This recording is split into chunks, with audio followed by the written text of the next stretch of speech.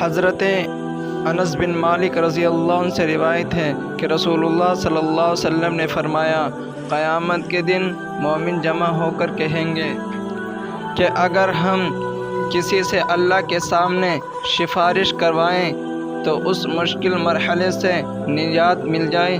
چنانچہ وہ آدم علیہ السلام کی خدمت میں حاضر ہو کر عرض کریں گے، آپ تمام انسانوں کے جد امجد ہیں، آپ کو اللہ تعالیٰ نے اپنے ہاتھ سے پیدا فرمایا اور اپنے فرشتوں سے آپ کو سجدہ کروایا اور آپ کو تمام اشیاء کے نام سکھائے۔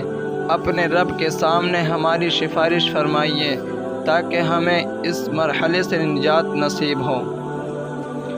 اللہ تعالیٰ کے فرمان، ثم عرضهم على الملائکۃ فقال انبئونی باسماء هؤلاء ان کنتم صادقین۔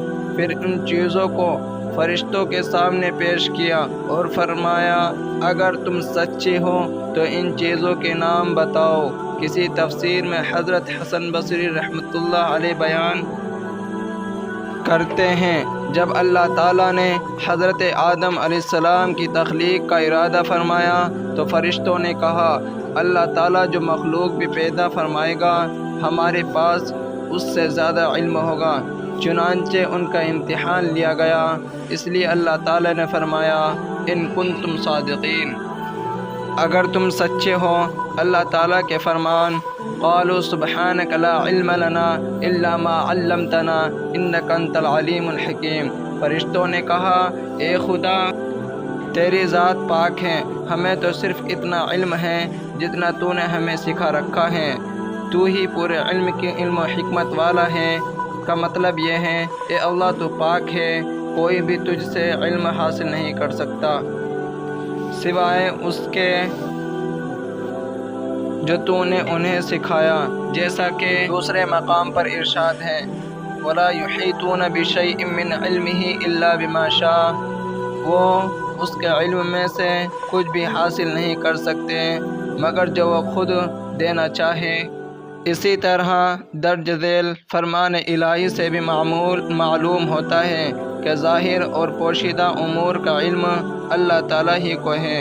قال یا آدم انبئهم باسمائهم فلما انبأهم باسمائهم قال الم اقل لكم انی اعلم غیب السماوات والارض واعلم ما تبدون وما کنتم تکتمون۔ اللہ تعالیٰ نے آدم کو حکم دیا کہ تم ان کو ان چیزوں کے نام بتاؤ۔ جب آدم نے ان کے نام بتائے تو اللہ تعالیٰ نے فرشتوں سے فرمایا، کیوں میں نے تم سے نہیں کہا تھا کہ میں آسمانوں اور زمینوں کی سب پوشیدہ باتیں جانتا ہوں، اور جو تم ظاہر کرتے ہو اور جو پوشیدہ کرتے ہو سب مجھ کو معلوم ہے۔